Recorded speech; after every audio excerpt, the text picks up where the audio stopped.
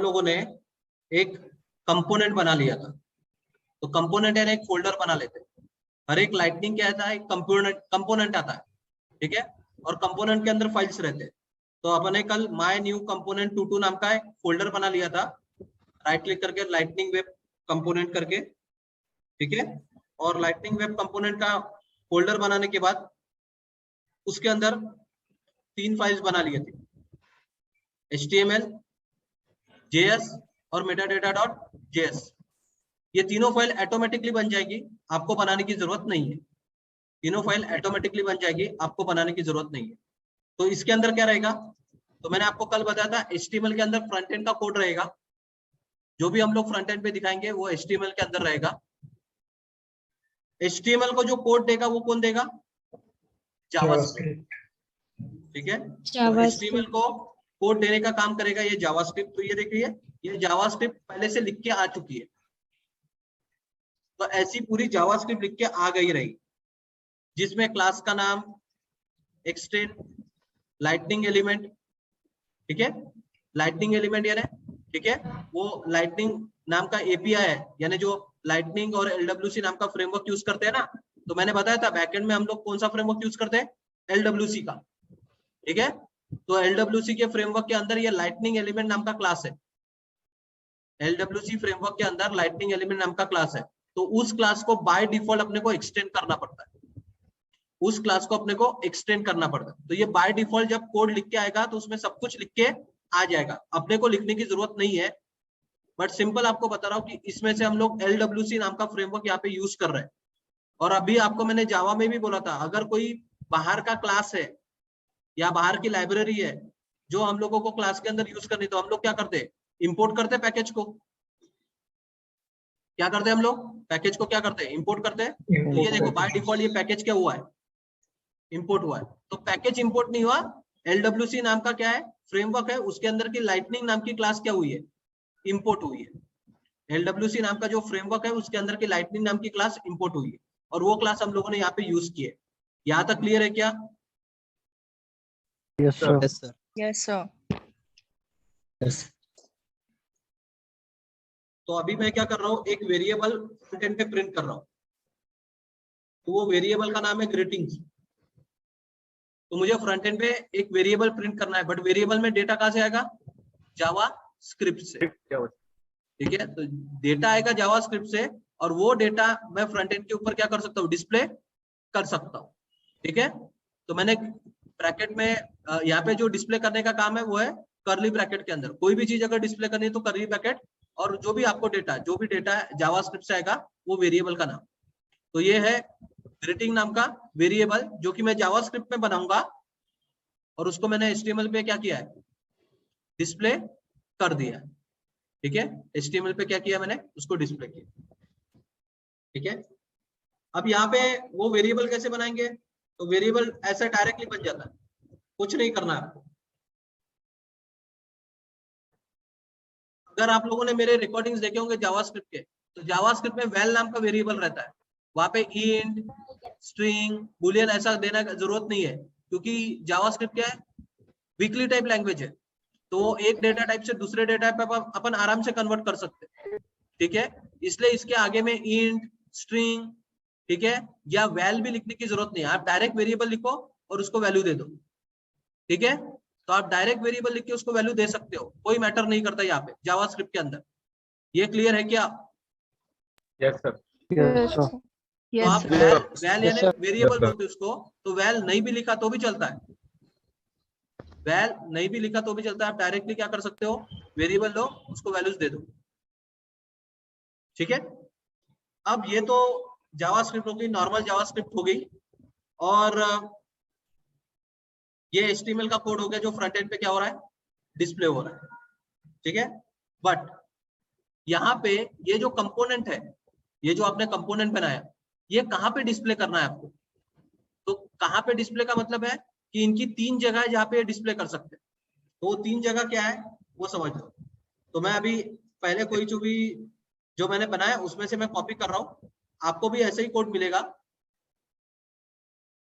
तो आपको क्या करना है, आपके इसमें जो लास्ट वाला फाइल है जिसका नाम है js-meta.xml, लास्ट वाली फाइल। इसमें आपको ये बताना पड़ता कि ये कंपोनेंट आप कहाँ पे डिस्प्ले करवाना चाहते, ये कंपोनेंट आप कहाँ पे डिस्प्ले करवाए, इसलिए आपको ये XML फॉर्मेट में ऐसा लिखना पड़ता। टारगेट्स ये कॉपी पेस्ट ही करना है, खुद लिखने की जरूरत नहीं, किसी इसमें होगा वहां से कॉपी पेस्ट करो। तो टारगेट्स, और टारगेट्स के अंदर आपको ऐसा टारगेट और ऐसा लिखना पड़ता लाइटनिंग ऐप पेज। फिर से बता रहा हूँ, टाइप करोगे तो गलती करोगे, इसलिए कहीं पे पहले से बना होगा वहीं से कॉपी पेस्ट करने का, ठीक है। तो lightning app page, lightning record page और लाइटनिंग होम पेज। तो होम पेज का मतलब क्या है, जो फ्रंट एंड पे अपने को पेज दिखता है जब भी स्टार्टिंग होती है, ठीक है, किसी भी ऐप की या किसी भी पेज की, तो वहां उसको बोलते हैं होम पेज। तो आपको होम पेज पे डिस्प्ले करना है क्या। रिकॉर्ड पेज का मतलब क्या है, किसी के डिटेल पेज पे, अकाउंट के डिटेल पेज पे, कॉन्टैक्ट के डिटेल पेज पे, अगर आपको किसी के डिटेल पेज पे डिस्प्ले करना है तो उसको बोलते हैं अपन रिकॉर्ड पेज। और ऐप पेज यानी ऐप के अंदर, टैब के अंदर, ऐप के टैब के अंदर, यानी ऐप रहेगा, ऐप में टैब रहेगा और टैब के अंदर पेज में ये डेटा डिस्प्ले होगा। तो आप कहाँ पे करना चाहते हो, ये आपको यहाँ से क्या करना पड़ता है, बताना पड़ता है। ऐप पे डिस्प्ले करना है, टैब पे डिस्प्ले करना है, ठीक है, या होम पे डिस्प्ले करना है। अभी मैं बोल रहा हूँ तीनों जगह एक्सेसिबल रहना चाहिए, मैं कहीं पे भी करूं बट तीनों जगह एक्सेसिबल रहना चाहिए। अगर आपने इसमें से एक भी टैग निकाल दिया तो वो उस जगह पे वो अपना कंपोनेंट एक्सेसिबल नहीं रहेगा। तो ये लाइन आपको हर जगह लिखनी पड़ेगी। जब भी आप कोई कंपोनेंट बनाओगे तो वो कंपोनेंट में आपको ये लाइन लिखनी पड़ेगी, targets, app page, record page और होम पेज, ठीक है। हाँ, अगर आपको लगता है कि नहीं सिर्फ डिटेल पेज पे दिखना चाहिए, होम पेज पे नहीं दिखना चाहिए या ऐप पे नहीं दिखना चाहिए, तो आप यहाँ से निकाल दो ना, कोई मैटर नहीं करता। और आपको इज एक्सपोज क्या लिखना पड़ेगा, ट्रू, क्योंकि अगर आपने इज एक्सपोज ट्रू नहीं लिखा तो क्या होगा, वो छुपा रहेगा, दिखेगा नहीं। इज एक्सपोज फॉल्स रखोगे तो छुपा रहेगा, इसलिए आपको ये भी उसमें ट्रू करना है और इसको सेव करना है। ये समझी क्या file. Yes sir. Yes sir.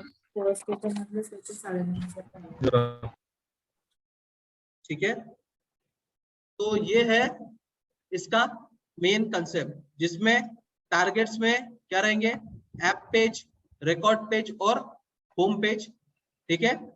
अगर आपको इसमें से किसी और इसमें नहीं दिखाना है तो आप डायरेक्टली क्या कर सकते हो, होम पेज या रिकॉर्ड पेज निकाल सकते हो, कोई मैटर नहीं करता, ठीक है। और इस एक्सपोज टू रखो। तो ऐसे अपने पास 3 फाइल में अपने को चेंजेस करने हैं, और भी एडिशनल एपेक्स क्लास वगैरह फाइल्स आएंगी, वो आगे की बात है, बट ये 3 फाइल रहेगी, जिसमें HTML में आपका कोड रहेगा जो फ्रंट एंड पे डिस्प्ले होना चाहिए। जावास्क्रिप्ट वो कोड HTML को पास करेगा, जो भी डेटा पास करना है।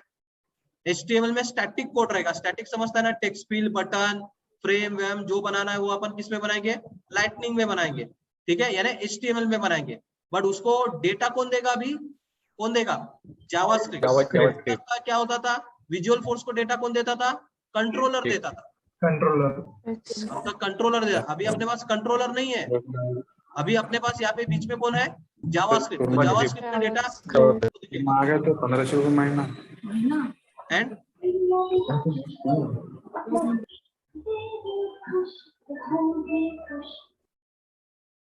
एंड फिर आपके पास क्या है, meta.xml फाइल है, जिसमें आप ये बता सकते हो कि वो ऐप पेज पे दिखना चाहिए, रिकॉर्ड पेज पे दिखना चाहिए या होम पेज पे दिखना चाहिए। ये समझा क्या, यस सर। ठीक है। Yes, sir. ये तीनों Yes, sir. चीजें होने के बाद इसको सेव कर दो। सेव होने के बाद ये पहले देखो कि आपका और कनेक्टेड है या नहीं है, यानी आप ऑथराइज कर चुके हो क्या नहीं कर चुके हो, ठीक है। तो उसके पहले ऑथराइज कर देना, ठीक है। और ऑथराइज करने के बाद ये कंपोनेंट के ऊपर राइट क्लिक करके डिप्लॉय सोर्स टू ऑर्ग बोलोगे आप। क्या बोलोगे, deploy source to org. Deploy source to org का क्या मतलब है कि आप आपका कंपोनेंट अभी क्या पे डाल रहे हो, Salesforce के अंदर। डिप्लॉय सोर्स टू ऑर्ग का मतलब है कि अभी आप आपका कंपोनेंट किस में डाल रहे हो, सेल्सफोर्स के अंदर। तो डिप्लॉय सोर्स टू ऑर्ग बोलो।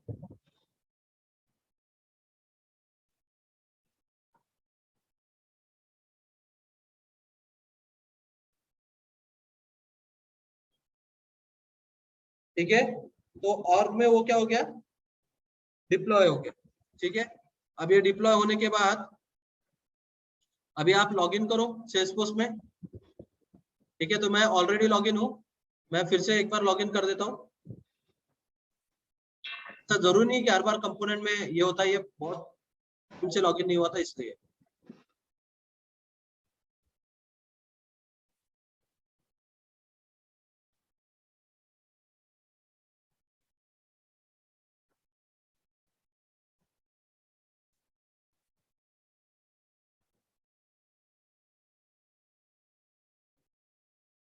अब आपको उसको कहाँ पे डिस्प्ले करना है वो आपको पहले डिसाइड करना पड़ेगा।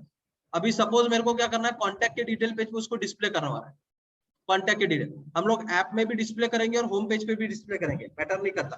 ठीक है, तो अभी हम लोग क्या करते हैं उसको, चलो होम पेज पे डिस्प्ले करते हैं।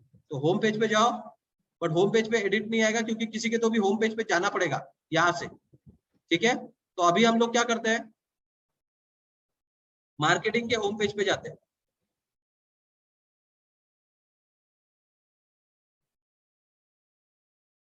तो यहाँ पे एक लाइटनिंग का तो है, जो अपन ने लाइटनिंग में किए थे वैसा तो एक पेज है। अभी हम लोग क्या करते हैं, अपना लाइटनिंग वाला पेज यहाँ पे डाल देते हैं, मार्केटिंग के होम पेज पे। डिटेल पेज पे भी दिखाऊंगा, ऐप पे भी दिखाऊंगा। अभी अपन होम पे जा रहे हैं, तो मार्केटिंग के होम पेज पे, होम यानी सभी का होम रहता हो, सेल्स का, सर्विस का, सबका होम एक ही रहता है। तो अभी अपन इस पेज पे अपने को क्या करना है, वो कंपोनेंट डिस्प्ले करवाना है। तो होम पे जाओ, जैसे अपन ने लाइटनिंग में किया था वैसे ही है, राइट क्लिक करके क्या बोलोगे, edit page.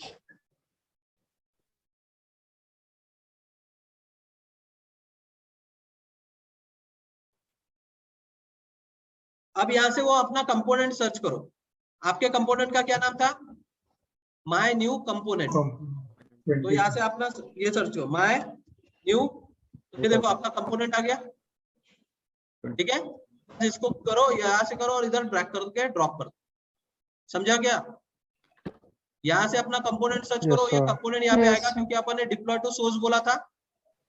Deploy to source बोलने के कारण वो कंपोनेंट यहाँ पे आएगा, उसको यहाँ से जहां पे भी आपको डिस्प्ले करवाना है, जहां पे भी वहां पे डिस्प्ले करो एंड सेव करो। अब आप जैसे सेव करोगे तो आपको ये ऑप्शन आएगा एक्टिवेशन का, और यहाँ पे बोलेंगे असाइन एन ऑर्ग, तो बस वो बटन को क्लिक करो। अभी मेरे इसमें रिमूव एन ऑर्ग है, बट आपको अगर मैंने रिमूव कर दिया तो क्या होगा, एंड सेव कर दिया, तो मेरे को जब मैं एक्टिवेशन करूंगा तो मेरे को क्या होगा, ये असाइन एन ऑर्ग डिफॉल्ट, यानी वो कौन से ऑर्गेनाइजेशन को असाइन करना है वो बताता है।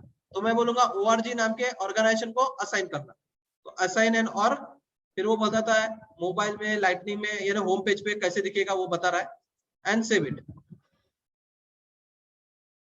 बस हो गया, सेव कर दो, बाहर निकल जाओ।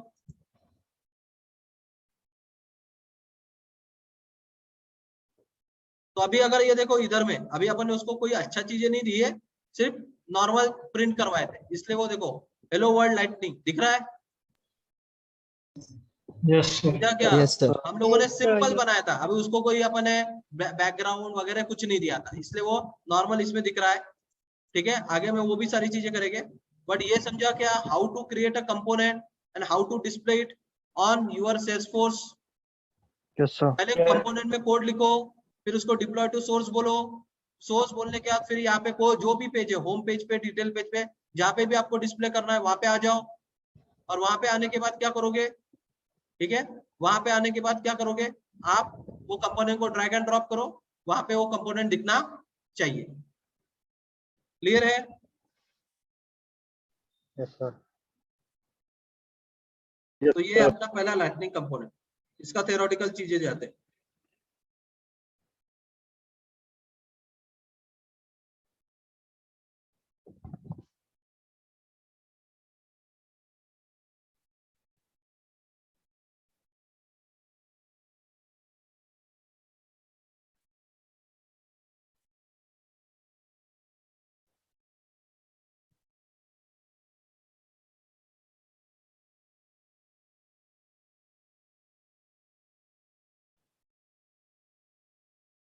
तो कल हम लोगों ने ये देखा था कि Q, what is the difference between visual force का जो फ्रेमवर्क है and what is the difference between lightning framework.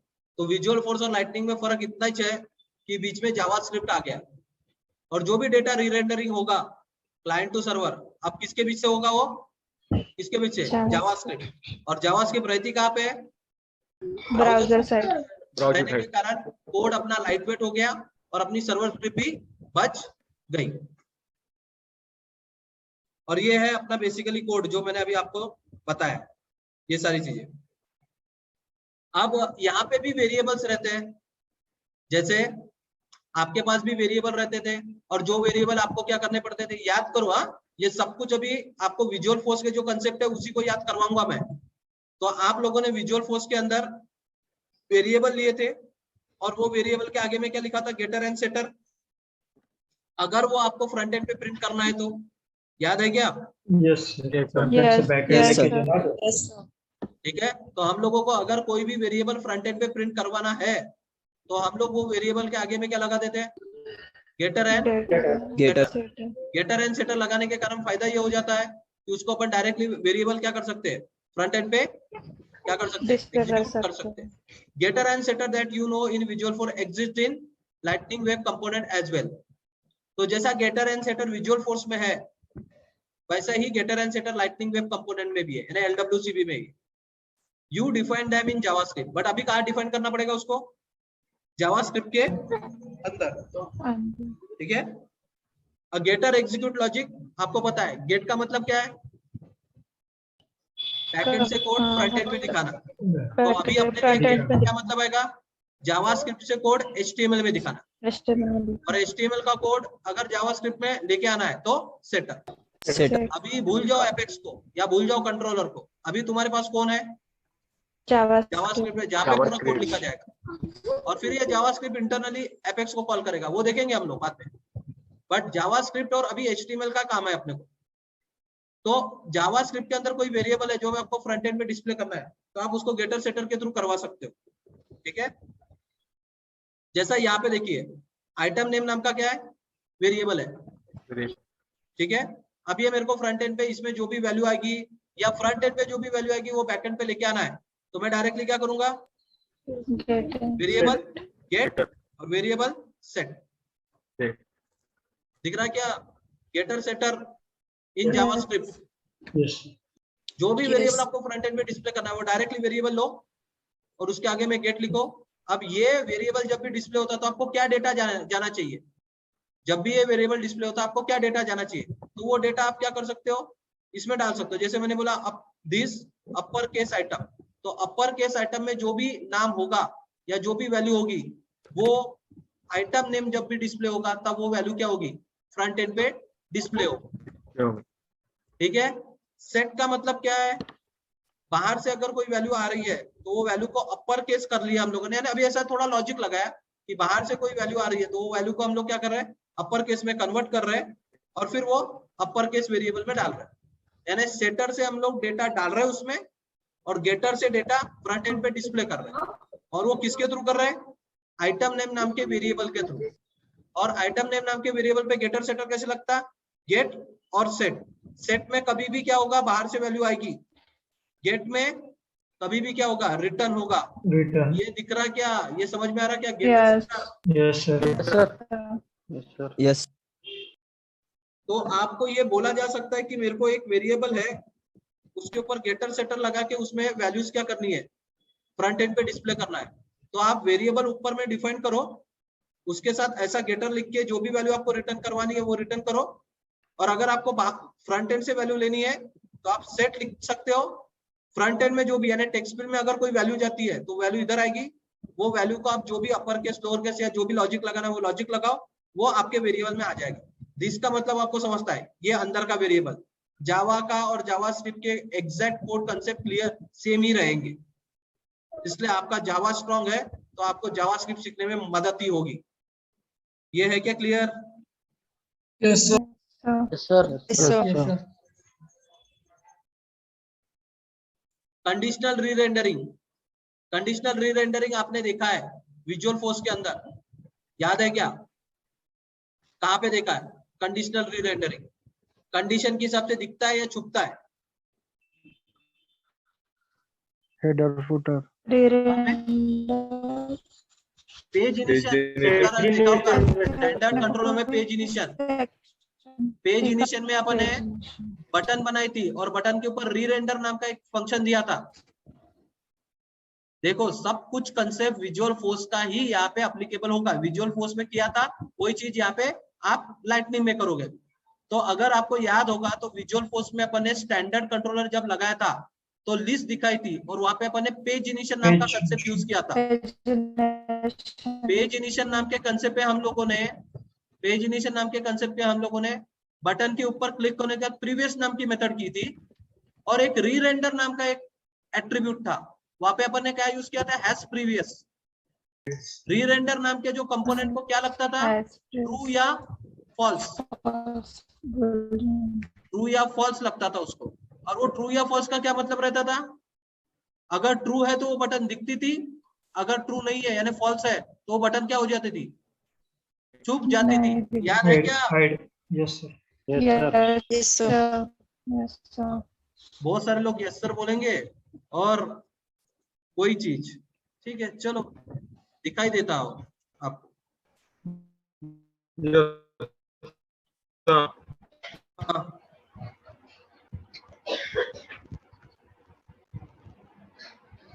ये है क्या क्लियर? ये री रेंडर वाला कंसेप्ट था वहां पे,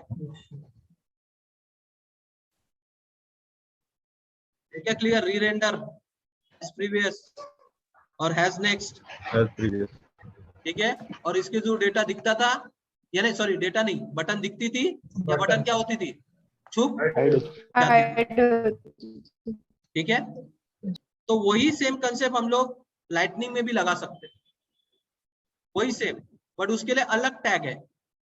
वहां पे री रेंडर नाम का एट्रीब्यूट था बटन के ऊपर, यहाँ पे एक अलग टैग है जिसका नाम है, यानी यहाँ पे देखो लाइटनिंग जो चालू होता है, जैसे अपना विजुअल फोर्स चालू किसमें होता था, एपेक्स से चालू होता था ना।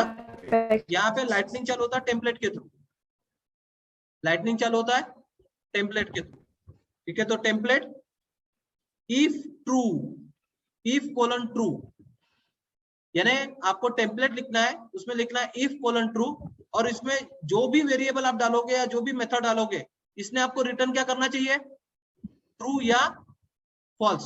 अब ये वेरिएबल भी हो सकता है या ये जावास्क्रिप्ट के अंदर क्या हो सकती है, एक मेथड भी हो सकती है, जो कि आपको क्या करेगी, ट्रू या फॉल्स रिटर्न करेगी, ठीक है। अगर इसने ट्रू रिटर्न किया तो ये अंदर की वैल्यू क्या होगी, डिस्प्ले होगी। अगर इसने फॉल्स रिटर्न किया तो ये अंदर की वैल्यू डिस्प्ले नहीं होगी। इसी को बोलते हैं कंडीशनल री रेंडरिंग। अभी अपने को टैग्स समझने चाहिए। अभी हम लोग लाइटनिंग के टैग्स ले रहे हैं, ठीक है। पहले हम लोगों ने एपेक्स के टैग लिए थे, उसमें भी अपन ने कंडीशनल री रेंडरिंग देखा था। री रेंडर नाम का वहां पे एक एट्रीब्यूट था जिसमें अगर अपन ने ट्रू डाले तो दिखता था, अगर फॉल्स डाले तो नहीं दिखता था। वही कंसेप्ट यहाँ पे है, बट यहाँ पे वो टैग का नाम अलग है। क्या है, टेम्पलेट इफ कोलन ट्रू, और वहां पे कर्ली ब्रैकेट में आपको वेरिएबल या मेथड जो ट्रू या फॉल्स रिटर्न करेगा वो जावास्क्रिप्ट में होगा। ये कहाँ लिखा जाएगा, ये कहाँ लिखा जाएगा, HTML में। और ये आर डिटेल्स विजिबल नाम का वेरिएबल या मेथड रहेगा किसमें, जावास्क्रिप्ट में, जो आपको बताएगा ट्रू या फॉल्स। और ये ट्रू या फॉल्स के हिसाब से ये नीचे का जो भी पैनल है, दीज आर द डिटेल्स, ये दिखेगा या छुपाया जाएगा। समझ में आएगा कंडीशनल री रेंडरिंग में? Yes sir. Yes sir. ये स्क्रीन को दिखाना है या छुपाना है उसके ऊपर रहेगा। स्क्रीन को दिखाना है या छुपाना है उसके ऊपर डिपेंड करेगा। मैं आपको अभी, हम लोग टैग्स देख रहे हैं, जैसे अपन ने विजुअल फोर्स में टैग्स देखे थे पहले, और फिर अपन किस पे गए थे, एप्लीकेशन पे। वैसे ही सेम कंसेप्ट यहाँ पे, अभी हम लोग टैग्स देख रहे हैं और फिर उसको क्या करेंगे, ठीक है, यहाँ पे यूज करेंगे।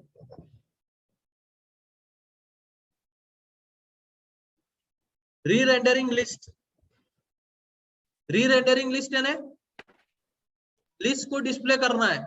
याद है क्या, आप लोगों ने कैसे किया था लिस्ट को डिस्प्ले, कौन से टैग के थ्रू किया था, टेबल्स रिकॉर्ड सेट हुआ, मेरे को अगर अकाउंट की लिस्ट डिस्प्ले करनी है, कॉन्टैक्ट की लिस्ट डिस्प्ले करनी है विजुअल फोर्स में, कैसे किए थे हम लोगों ने? रिकॉर्ड सेट वर एट्रीब्यूट यूज किया था। क्या? रिकॉर्ड सेट वर एट्रीब्यूट। हाँ, तो वैल्यूज और रिकॉर्ड सेट वेयर क्या था ये? की पेयर को कॉम्बिनेशन। हाँ, रिकॉर्ड सेट वेयर क्या था? एट्रीब्यूट था सर। किसका? कहाँ पे डिस्प्ले किया था भाई ऐसा?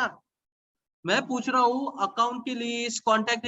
अभी इतना गधा तो मत बनो, नहीं तो सबको निकाल दूंगा यहाँ से क्लास से, किसी की क्लास नहीं लूंगा।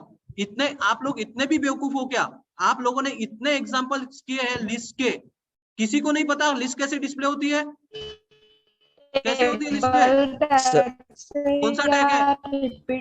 आप मत बोलिए, आपका आवाज नहीं आ रहा है। रिपीट आपका आवाज कट रहा है, आपका आवाज कट रहा है। प्लीज आप म्यूट पे जाइए या आपका कनेक्शन दूसरा लीजिए। बाकी के लोग सर रिपीट से भी होता है या फिर अपने को apex colon page block table भूल गए क्या? Yes sir. भूल गए? सभी लोग भूल गए यहाँ से? अरे कल जाके इंटरव्यू में ऐसे ही मुंह चुपचाप रखोगे क्या आप लोग? किसी को नहीं पता apex colon page block table का यूज करके हम लोग क्या करते थे? वैल्यूज में क्या करते थे? वैल्यूज करते थे, लिस्ट उसके अंदर लेते थे कॉलम्स और वेयर हाँ, में yes, sir. एक एक वैल्यू क्या करते थे? डिस्प्ले करते हैं। निकालते डिस्प्ले थे करते थे। और फिर उसको ब्लॉक कॉलम्स के हिसाब से क्या करते थे? डेटा क्या करते थे? डिस्प्ले करवाते। नहीं पता किसी को? पता है सर। अरे यही तो सबसे बड़ा काम है सेल्सफोर्स में। अगर अपन वो भी नहीं बता सकेंगे तो क्या मतलब आएगा?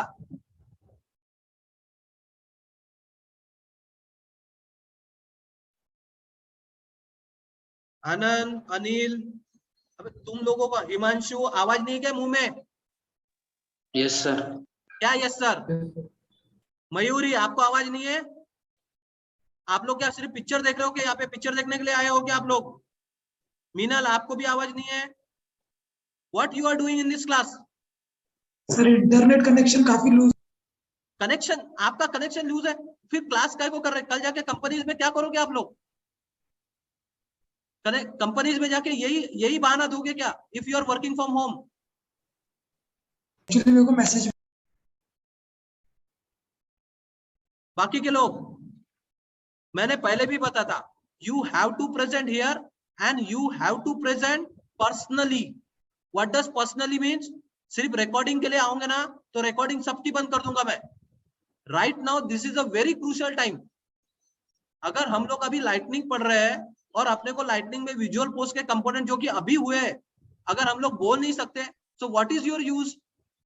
What you would be saying in your interviews? सभी गधे हैं क्या यहाँ पे बैठे हुए?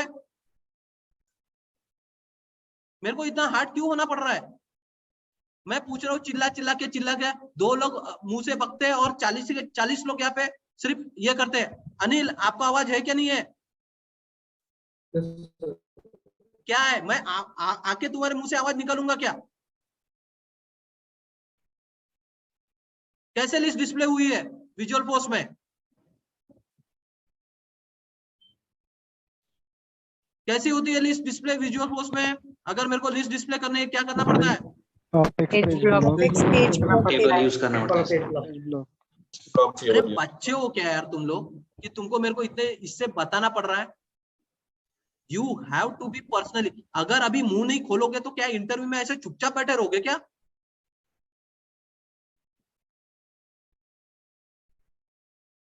और क्या इसके बाद जब तुम कंपनी में काम करोगे तो वो क्या तुमको बात करने के बाद क्या रिकॉर्डिंग देने वाला है क्या? तुमको तभी के तभी समझना पड़ेगा and you have to implement all this things और else you have to ask the question. क्या ये चीज है? तो हम लोगों ने पेज ब्लॉक टेबल या रिपीट नाम का ये यूज करके वैल्यूज और वेयर में हम लोगों ने क्या किया था? वैल्यूज में डेटा डाला था लिस्ट, और वेयर में हम लोग एक एक डेटा क्या कर रहे थे? वापस ले रहे थे। Simple concept. आगे में सारी चीजें विजुअल फोर्स के थ्रू ही जैसी ही यूज होगी। अगर आपको लाइटनिंग में लिस्ट डिस्प्ले करवानी है, मल्टीपल वैल्यूज डिस्प्ले करने हैं, तो आपके पास जो टेम्पलेट है उसका नाम है फॉर ईच। कौन सा टेम्पलेट है? For each.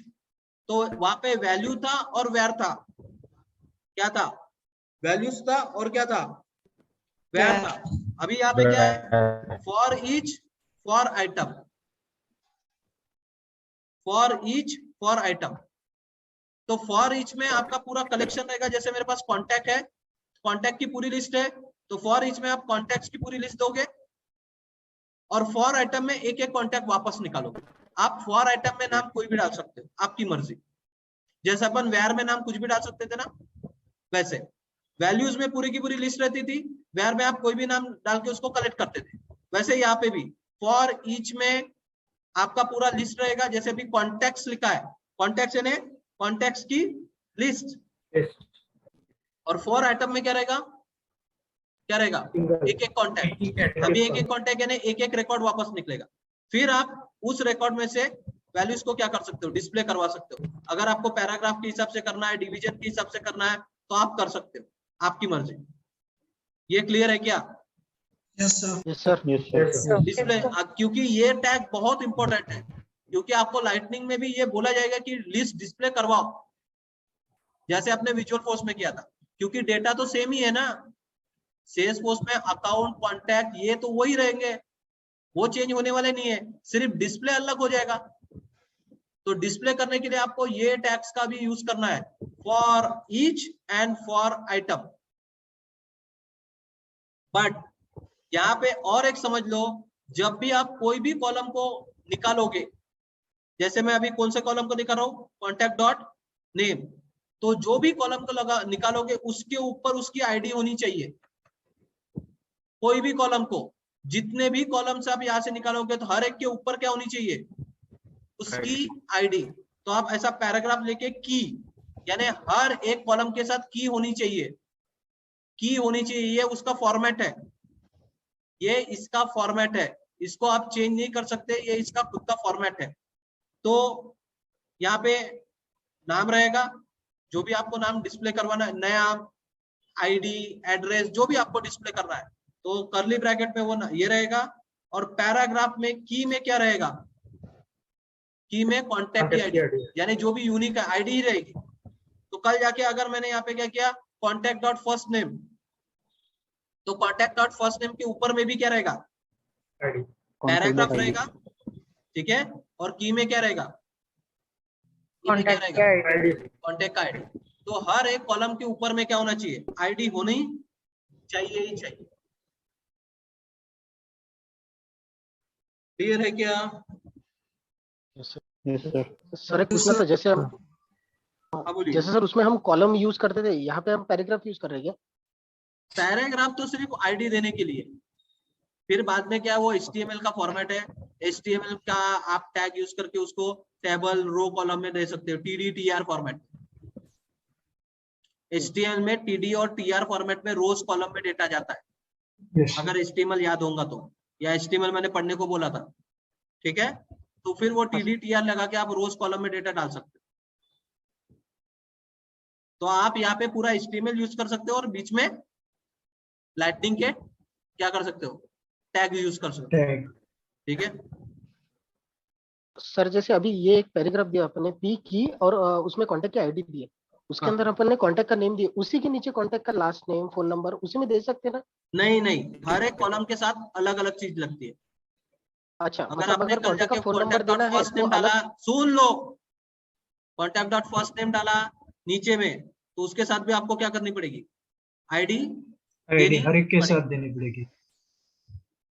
यहाँ पे लिखा हुआ है, वो देखो, all immediate children of for item, all immediate children, यानी इसमें से जो भी क्या होते हैं चीजें, चिल्ड्रन वापस आएंगे, यानी नेम आएगा, फर्स्ट नेम आएगा, जो भी डेटा वापस आएगा, मस्ट इंक्लूड अ यूनिक की टेम्पलेट डायरेक्टिव, यानी उसके ऊपर में क्या होना चाहिए?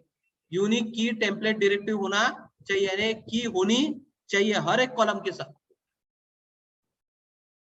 यानी अगर दूसरा कॉलम यूज किया आपने, कॉन्टैक्ट डॉट लास्ट नेम जो भी, तो उसके ऊपर में भी क्या होनी चाहिए?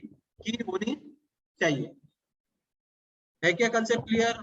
For each, for item. Sir Yes, sir. Yes sir. Yes sir. Now invoking JavaScript, यानी बटन के क्लिक के ऊपर मेरे को जावास्क्रिप्ट को कॉल करना है, जावास्क्रिप्ट के फंक्शन को। देखो HTML में बटन बनेगी, जैसे अपन बटन क्लिक होने के बाद क्या होता था, अपने कंट्रोलर के अंदर की मेथड कॉल होती थी क्या? Yes, sir. आपने देखा है क्या कोड जो बटन के क्लिक के ऊपर आपके मेथड्स कॉल होते हैं? ऐसे कोई एग्जांपल देखा है क्या आपने विजुअल फोर्स में? हाँ सर। Yes, sir.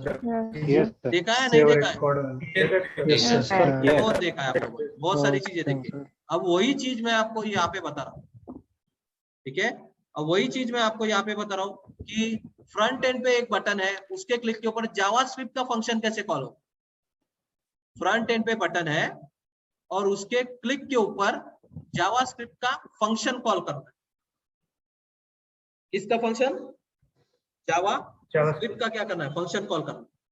तो सिंपल कंसेप्ट है, जावास्क्रिप्ट में मेथड लिखने का तरीका थोड़ा अलग है। जावास्क्रिप्ट में मेथड लिखने का तरीका थोड़ा अलग है। तो यहाँ पे टेम्पलेट रहेगा, पूरा एग्जांपल अपन एक्चुअली एक एग्जांपल लेंगे। तो टेम्पलेट, उसके ऊपर क्या लेगा, ऑन क्लिक। जैसे अभी मैंने क्या किया, एक लिंक बनाई, ए करके एक लिंक रहती है, हाइपर लिंक। तो ऐसी एक ए नाम का एक वर्ड लिखा और उसके क्लिक के ऊपर क्या होना चाहिए, जावास्क्रिप्ट का फंक्शन क्या होना चाहिए, कॉल होना चाहिए। तो आप ऐसा ए लिख सकते हैं और उसके ऊपर क्या है, ये इवेंट्स है, ऑन क्लिक, ऑन ब्लर, ठीक है? तो ऑन क्लिक नाम का एक इवेंट अपन कॉल कर रहे हैं और उसके इवेंट के ऊपर अपन क्या कर रहे हैं, फंक्शन कॉल कर रहे हैं। इसको सेम रेफरेंस अगर आपने देखा होगा, बटन बनाते अपन और बटन के ऊपर क्या करते हैं, एक्शन लिखते हैं और एक्शन के ऊपर क्या करते हैं, मेथड कॉल करते हैं। याद है क्या विजुअल फोर्स में? Yes, sir. विजुअल फोर्स में आपने अगर कोई भी कमांड बटन बनाई होगी तो कमांड बटन के ऊपर क्या लगती है, एक्शन। Action. एक्शन के ऊपर फिर मेथड कॉल। तो ये ऑन क्लिक भी क्या है, वन टाइप ऑफ क्या है, एक्शन। और उसके ऊपर क्या हो रहा है, हैंडल बटन क्लिक नाम का क्या हो रहा है, मेथड कॉल। और ये मेथड ऐसा लिखा जाता है यहाँ पे क्लास के अंदर, हैंडल बटन क्लिक और उसके अंदर इवेंट। इवेंट यानी फ्रंट एंड का डेटा बैक एंड में आप ले सकते हो इवेंट से। फ्रंट एंड का डेटा बैक एंड में आप क्या कर सकते हो, ले सकते हो इवेंट के थ्रू। थोड़ा समझ लो, मैं ऐसा नहीं है, मैं सारा कोड आपको असाइनमेंट से अपने पास, असाइनमेंट से आपको सारा कोड मिलेगा। बट अभी हम लोग जो मेन चीजें है, मेन टैग्स है लाइटनिंग के अंदर, वो देख रहे हैं। जो मेन टैग्स है वो हम लोग देख रहे हैं लाइटनिंग के अंदर, ठीक है? और मैं ये पूरी चीजें होने के बाद लाइटनिंग के क्वेश्चन आंसर्स भी दूंगा आपको। सब टेंशन मत करो, बट थोड़ा तो भी अपना सेंस यूज करके यहाँ पे प्रेजेंट रहने की कोशिश करो। मैंने वही देखा है, लोग प्रेजेंट नहीं रहते और फिर मेरे को वहां पे बोलते हैं रिकॉर्डिंग दो कर, कैसे मिलेगी?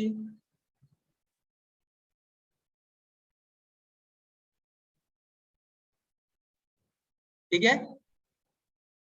तो यहाँ पे हम लोग ऑन क्लिक पे फंक्शन कॉल होता है और ये फंक्शन ऐसे लिया, और ये इवेंट में फ्रंट एंड की वैल्यू क्या होगी, आपके पास आएगी,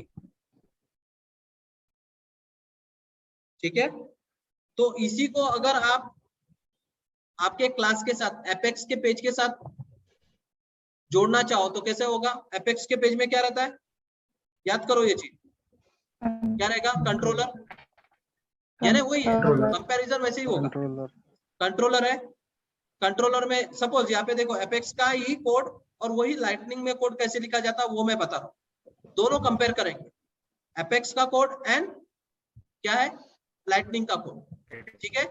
तो यहाँ पे देखो पेज कंट्रोलर, इनपुट कंट्रोलर नाम का क्लास है।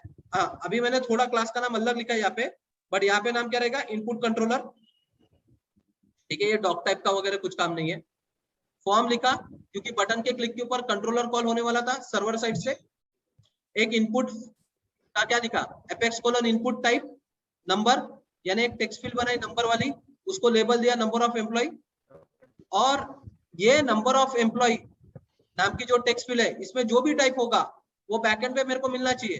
तो मैंने एक वेरिएबल लिया नंबर ऑफ एम्प्लॉय नाम का टेक्स्ट फील्ड के ऊपर, और ये वेरिएबल और अंदर में मेरे क्लास के अंदर जो वेरिएबल है वो दोनों क्या रहेंगे, एग्जैक्ट सेम। और इसके आगे में क्या लगाया मैंने, गेटर एंड सेटर। क्यों? यानी फ्रंट एंड की वैल्यू बैक एंड में आनी चाहिए और बैक एंड की वैल्यू फ्रंट एंड पे आनी चाहिए। तो इसमें मेरे को क्या करना था, जो टेक्स्ट फील्ड में वैल्यूज टाइप होगी वो मेरे को बैक एंड पे लेके आनी थी। इसलिए मैंने यहाँ पे जो वेरिएबल दिया वो वेरिएबल मेरे बैक एंड में वेरिएबल है, दिख रहा क्या? और ऐसे हम लोग बहुत सारे एग्जांपल कर चुके हैं, याद होगा तो। Yes sir. वेरिएबल बनाए थे हम लोगों ने, और वेरिएबल बनाने के बाद वो वेरिएबल के आगे में क्या लगाए थे हम लोगों ने, गेटर्स एंड सेटर। और फिर वो वेरिएबल को अपने फ्रंट एंड पे डिस्प्ले करवाए थे, जिससे बैक एंड में वैल्यू फ्रंट एंड पे डिस्प्ले होती थी। या अगर आपके पास कोई टेक्स्ट फील्ड है तो आप वो टेक्स्ट फील्ड के वैल्यू में वो वेरिएबल को डाल सकते हो, जिससे वो टेक्स्ट फील्ड में जो भी वैल्यू आएगी वो बैक एंड पे अपने को क्या हो जाएगी, मिल जाएगी। अभी मैंने वही किया है। क्या किया है, यहाँ पे टेक्स्ट फील्ड बनाई और उसके वैल्यू में वेरिएबल दिया, और वो वेरिएबल मैंने बैक एंड पे क्या किया है, बनाया है, और उसके आगे में गेटर सेटर दिया। और फिर मैंने क्या किया, apex colon command button value reset, यानी बटन के ऊपर नाम है रिसेट, और एक्शन क्या है, रिसेट। यानी रिसेट नाम की मेथड क्या होगी, कॉल हो। और इस रिसेट नाम के मेथड में मैंने क्या किया, जो नंबर ऑफ एम्प्लॉय को क्या कर दिया, नल कर दिया। यानी ये एप्लीकेशन में क्या होगा, अभी ये एप्लीकेशन अपन ने बनाया नहीं है विजुअल फोर्स में, बट सिंपल एप्लीकेशन, एक टेक्स्ट फील्ड है और एक बटन है। टेक्स्ट फील्ड में मैं कुछ भी टाइप करूंगा, 12, 13, 14 जो भी टाइप करूंगा, तो जैसे ही मैं टेक्स्ट फील्ड के अंदर टाइप करूंगा वो वेरिएबल, वो वैल्यूज कहाँ मिल जाएंगी मेरे को, कहाँ आ जाएगी, कंट्रोलर में आ जाएगी, यानी अपने क्लास के अंदर आ जाएगी। और जैसे ही मैं मेथड कॉल करूंगा रिसेट एक्शन के अंदर, तो क्या कॉल होगा, रिसेट नाम की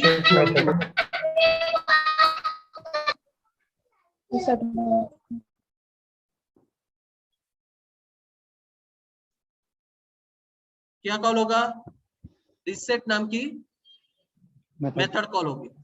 रिसेट नाम की मेथड कॉल हुई तो नंबर ऑफ एम्प्लॉय को अपन ने क्या कर दिया, नल। यानी वो नंबर ऑफ एम्प्लॉय में क्या चला जाएगा, फ्रंट एंड पे नल, नल यानी खाली, यानी वो टेक्स्ट फील्ड के अंदर वैल्यू क्या हो जाएगी, गायब हो जाएगी। ये क्लियर है क्या? Yes sir.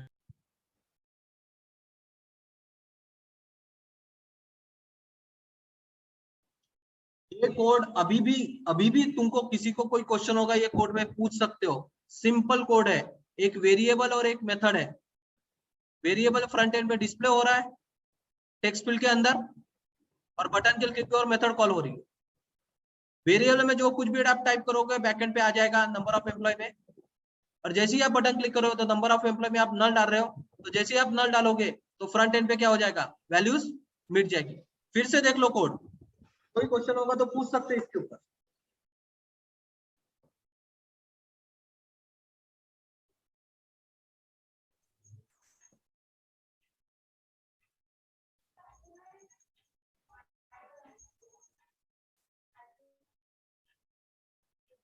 है क्या क्लियर? ये विजुअल फोर्स का है, हम लोग अभी भी लाइटनिंग का नहीं देख रहे, ये विजुअल फोर्स का कोड दिख रहा है, समझ रहा है? यस यस अब यही कंसेप्ट, हाँ बोलिए।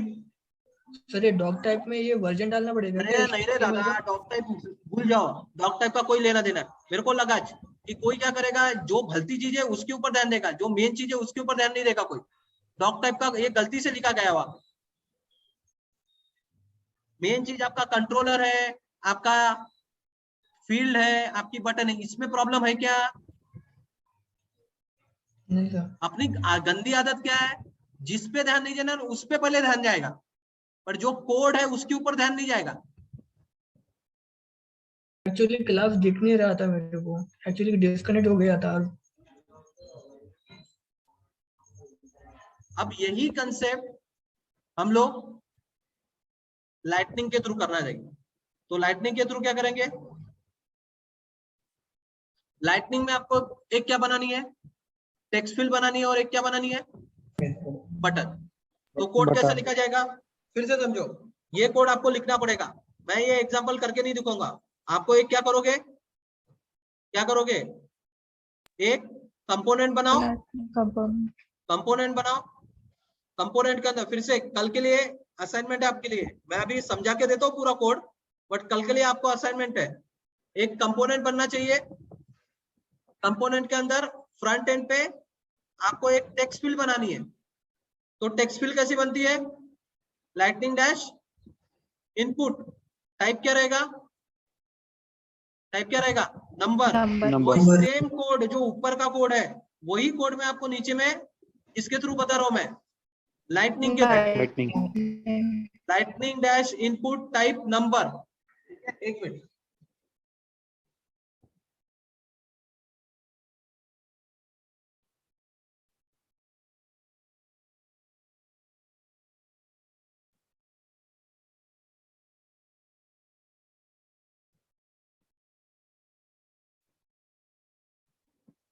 टाइप नंबर, लेबल उसके ऊपर देखो ये ऐसा टैग है लाइटनिंग वाला, ये लाइटनिंग वाला टैग है देखो। तो ये लाइटनिंग कार्ड क्या करता है, देखो अभी अपन क्या कर रहे हैं, देखो फ्रंट एंड पे अपन लाइटनिंग के क्या कर रहे हैं, टैग्स का यूज कर रहे हैं, यानी लाइटनिंग फ्रेमवर्क यूज हो रहा है। और बैकएंड पे क्या यूज होता है, LWC नाम का फ्रेमवर्क यूज होता है। तो दोनों फ्रेमवर्क हम लोग साथ में यूज कर रहे हैं। तो मेरे को अगर एक स्क्रीन बनानी है बैकएंड में व्हाइट स्क्रीन, तो व्हाइट स्क्रीन देने का काम कौन करता है, लाइटनिंग कार्ड। ठीक है, तो आपको ऐसा दिखा रहा हूं मैं। अगर आप अकाउंट में जाओगे, अकाउंट में बहुत सारी चीजें बनी है, कोई भी डिटेल पेज पे, तो ये देखो ऐसा स्क्रीन बनेगा। ठीक है, उसमें ये टेक्स्ट फील्ड बनेगी और एक क्या बनेगी, बटन। ये बाकी का कोड छोड़ दो, ऐसा नंबर ऑफ एम्प्लॉय नाम की एक टेक्स्ट फील्ड अभी बहुत बड़ी बनी है, उसको छोटा भी कर सकते हैं। और रिसेट नाम की क्या बनेगी, बटन। तो इसका कोड है यहाँ पे, ये देखो लाइटनिंग इनपुट। तो लाइटनिंग इनपुट क्या करती है, टेक्स्ट फील्ड बनाती है। तो lightning input type number text ऐसा कोई भी दे सकते हो, मैटर नहीं करता। लेबल और वैल्यू में नंबर ऑफ एम्प्लॉय। अब वही साइज कंसेप्ट फ्रंट एंड में वेरिएबल है जो मेरे को बैक एंड में क्या करना है, मैप करवाना है। तो अभी अपने लिए बैक एंड कौन है, अभी जावास्क्रिप्ट। बैक एंड क्या है, जावास्क्रिप्ट। तो नंबर ऑफ एम्प्लॉय मैंने यहाँ पे डिफाइन किया है, जो कि मैं बैक एंड पे क्या करूंगा, एज अ वेरिएबल यूज करूंगा। यानी इसमें जो कुछ भी टाइप होगा वो मेरे को बैक एंड पे मिलना चाहिए। और इसके ऑन चेंज पे, ऑन चेंज समझ में आ रहा क्या, यानी जैसे ही अपन टाइप करते उसी टाइप को, उसी टाइम को एक फंक्शन लगाया हैंडल चेंज नाम का। यानी जैसा ही मैं जावास्क्रिप्ट में डेटा टाइप करता हूं उसी टाइम को क्या होना चाहिए, वो जो डेटा है वो बैकएंड में मिलना चाहिए। यानी मैंने अगर यहाँ पे क्या किया, नंबर ऑफ एम्प्लॉय में 12 13 ऐसा कुछ भी डाला, तो जैसे ही मैं टाइप करूंगा उसी टाइम को वो डेटा क्या होना चाहिए, अपने जावास्क्रिप्ट को क्या होना चाहिए, मिलना चाहिए।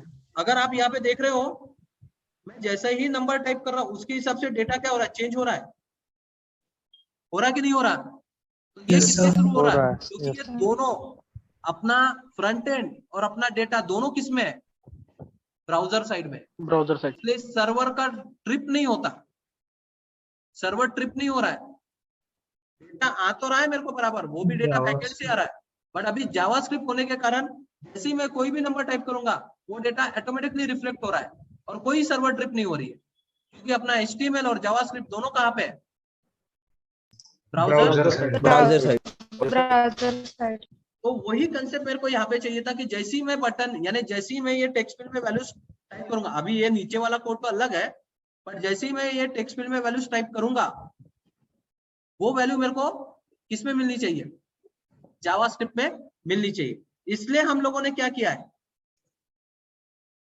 इनपुट के ऑन चेंज पे क्या किया, एक फंक्शन कॉल किया। जैसे बटन के क्लिक के ऊपर फंक्शन कॉल हो सकता है, वैसे जब अपन टेक्स्ट फील्ड में टाइप कर रहे हैं तब भी अपन कोई फंक्शन कॉल कर सकते हैं। तो कौन से इवेंट पे कॉल किया अपन ने, ऑन चेंज। ऑन चेंज क्या करेगा, जैसे ही आप टाइप कर रहे हो उस टाइम को कॉल होगा और उसके ऊपर से क्या कॉल होगा, कौन सा फंक्शन कॉल होगा? Handle Handle change. चेंज। और नंबर ऑफ एम्प्लॉय नाम का वेरिएबल है जिसमें अपन वैल्यूज क्या करेंगे? कलेक्ट करेंगे। इतना समझा क्या text field? Yes sir. Yes sir. और लाइटनिंग बटन नाम की एक बटन बनाते हैं। तो बटन बनाने के लिए जो टैग है उसका नाम क्या है? Lightning dash button. लेबल दे दिया उसका रीसेट। लेबल क्या दे दिया? रीसेट। और बटन के क्लिक के ऊपर जैसे अपन वहां पे एक्शन लिखते थे, यहाँ पे क्या है? On On click. और ये है रीसेट नाम का फंक्शन। जैसे इसके ऊपर अपन ने हैंडल चेंज नाम का फंक्शन किए थे, वैसे बटन के क्लिक के ऊपर क्या होता है? कौन सा फंक्शन कॉल किया? रीसेट। फ्रंट एंड समझा क्या? देख लो एक बार को। हम लोग दो फंक्शन कॉल कर रहे हैं। एक टेक्स्ट फील्ड में डेटा टाइप करेंगे यानी नंबर डालेंगे, उस टाइम को एक फंक्शन कॉल हो रहा है जिसका नाम है हैंडल चेंज। और जैसी ही बटन क्लिक होती है उसके टाइम पे अपन रीसेट नाम का फंक्शन कॉल होगा। बटन कैसी बनती है, टेक्स्ट फील्ड कैसे बनता है, वो कोड में देखो।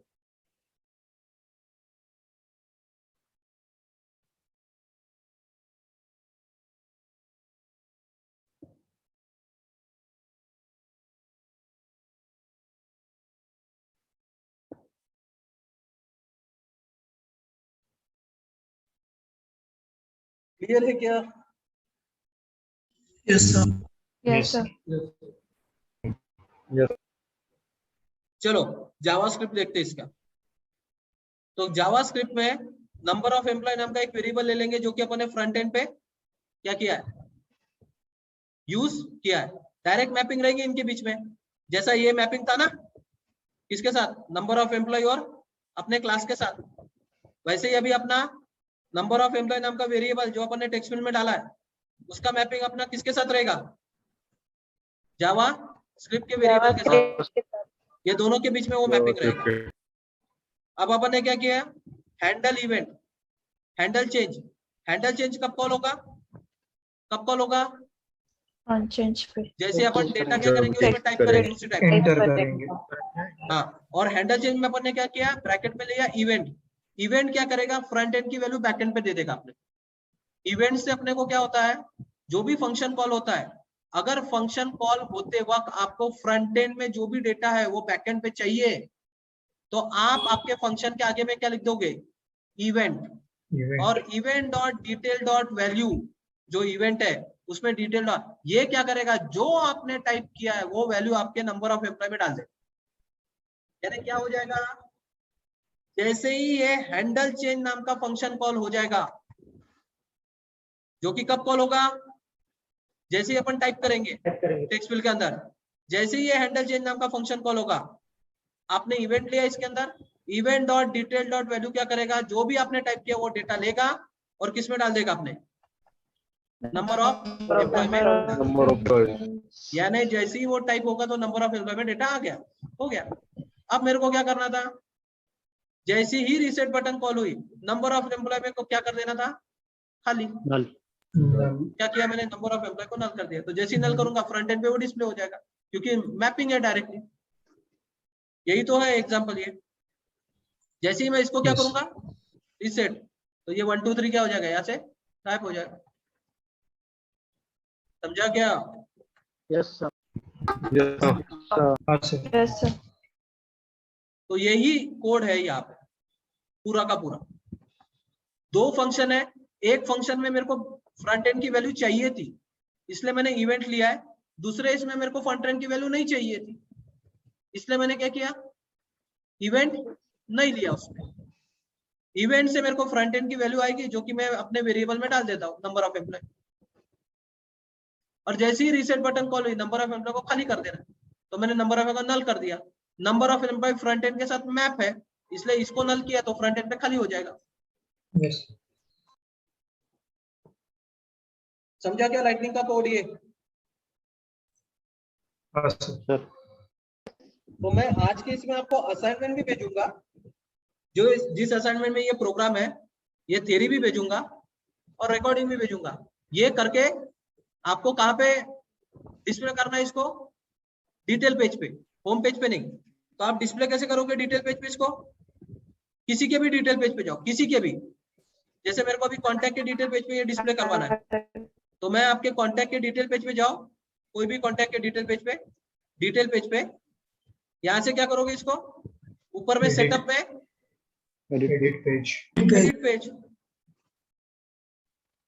Search and drop, drag and drop, यहाँ पे वो कंपोनेंट को कॉल करो, सर्च करना। जो भी कंपोनेंट होगा, जैसे वो कंपोनेंट का नाम क्या है, अगर मैं देखूं तो अभी मेरे पास तो नहीं है, बट अकाउंट सर्च या कोई भी होगा, अकाउंट डिटेल जो भी होगा, तो ऐसा वो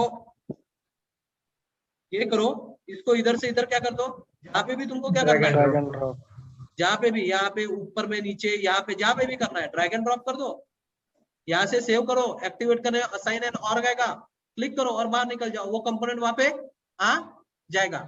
यानी तुम्हारे पास एप्लीकेशन में क्या होना चाहिए, एक टेक्स्ट फील्ड होनी चाहिए और बटन होनी चाहिए। टेक्स्ट फील्ड में आप जो भी डालोगे तो बटन के क्लिक के ऊपर वो क्या होना चाहिए, नल हो जाना चाहिए। समझा क्या? मैंने जो पहला कंपोनेंट बताया, अगर आपको डिटेल पेज पे नहीं जमता है तो होम पेज पे करो, कोई प्रॉब्लम नहीं, पर डिटेल पेज पे भी वैसा ही है जैसे होम पेज पे, drag and drop, save, activate. समझा क्या? Yes sir. हाँ sir. Yes sir. Yes sir.